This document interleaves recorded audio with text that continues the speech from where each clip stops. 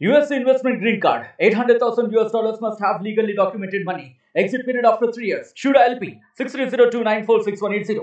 జంగారెడ్డి మండలంలో గత 10 డేస్ నుంచి కూడా పలు అభివృద్ధి కార్యక్రమాలకి శంకుస్థాపనలు ప్రారంభోత్సవాలు చేయడం జరుగుతుంది.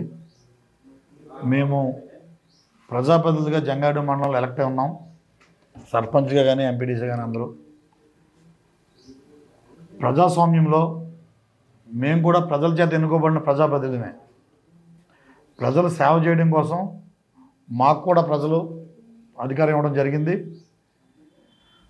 ప్రజాస్వామ్యంలో ప్రజల యొక్క ధనంతో మనం అభివృద్ధి కార్యక్రమాలు చేపడతాం తప్ప ఏ ఒక్క సొంత డబ్బులతో మనం చేయం. ఫర్ ఎగ్జాంపుల్ మన ఆర్టీసీలో బస్సు ఓపెన్ చేశారు. ఆర్టీసీ బస్సు అనేది ప్రజల ధనంతో కొన్న బస్సు. అది దాన్ని ఓపెన్ చేసేటప్పుడు మినిమం ప్రోటోకాల్ మెయింటైన్ చేయలేదు అధికారులు, ఆర్టీసీ డిఎం గారు అని చెప్పి నేను తెలియజేస్తున్నాను. మరి ముఖ్యంగా ఇరిగేషన్లో ఒక కార్యక్రమం జరిగింది గత వారం రోజుల క్రితం. ఆ కార్యక్రమానికి కూడా ప్రజాప్రతినిధులను మమ్మల్ని ఎవరిని కూడా అధికారులు ఆహ్వానించలేదు. మీ అధికారులందరికీ సూచిస్తున్నాను, మేము దీని మీద కలెక్టర్కి ఫిర్యాదు చేయడమా లేదా పోరాటం చేద్దామా అనేది ఒక ఆలోచనలో ఉన్నాం. దీని ఫస్ట్ స్టెప్లో పత్రికా ముఖం ద్వారా విలేకరుల ద్వారా మీ అధికారులందరికీ తెలియజేస్తున్నాను. నిన్న మా జిల్లా పరిషత్ సంబంధించి ఒక రోడ్డు శంకుస్థాపన చేశారు. అదేవిధంగా ఎన్ఆర్జీఎస్ సంబంధించి కూడా ఒక రోడ్డు శంకుస్థాపన చేశారు. దానికి సంబంధించి అటు గురవగూడెం సర్పంచ్ గారిని కానీ, ఇటు వేగవరం సర్పంచ్ గారిని కానీ, అటు గురవగూడెం ఎంపీటీసీ గారిని కానీ, ఇటు వేగవరం ఎంపీటీసీ గారిని కూడా ఆహ్వానించలేదు. అదేవిధంగా మా ఎంపీపీ గారిని కానీ, జెడ్పీటీసీ నన్ను కానీ అధికారులు నిర్లక్ష్యం వహిస్తున్నారని చెప్పి మీకు సభాముఖంగా తెలియజేస్తున్నాను. మన ఎవరు చేసినా ప్రజాసేవే. By the people, for the people, to the people. ప్రజాస్వామ్యంలో మీకు ఎలాగైతే మొన్న ఓటు హక్కు ద్వారా తెలుగుదేశం ప్రభుత్వానికి తీర్పు ఇచ్చారో దాన్ని మేము 100% శిరసా వహిస్తున్నాం. ప్రజల తీర్పుని ఎవరైనా శిరసా వహించాలి.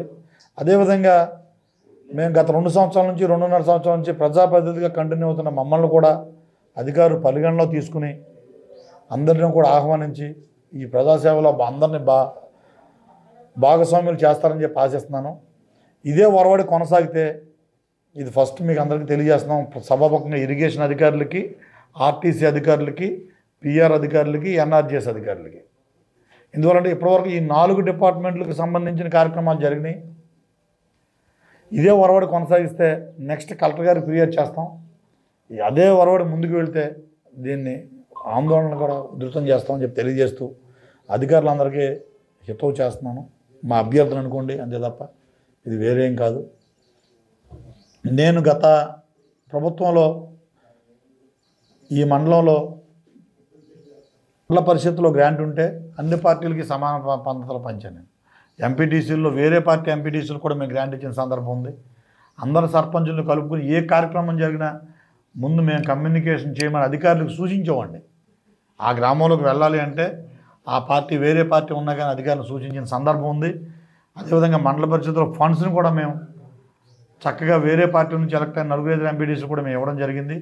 ఇదంతా మీకు ఎందుకు గుర్తు చేస్తున్నానంటే అధికారులందరికీ గత ప్రభుత్వంలో మేము చేసిన సబ్జెక్ట్ ఇది బాబు, మీరు ఈ విధంగా చేస్తారని చెప్పి తెలియజేస్తున్నాం.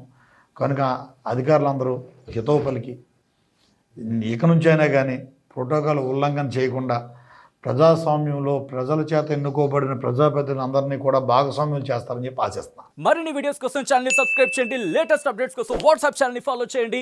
అండ్ లింక్ డిస్క్రిప్షన్ లో ఉంది.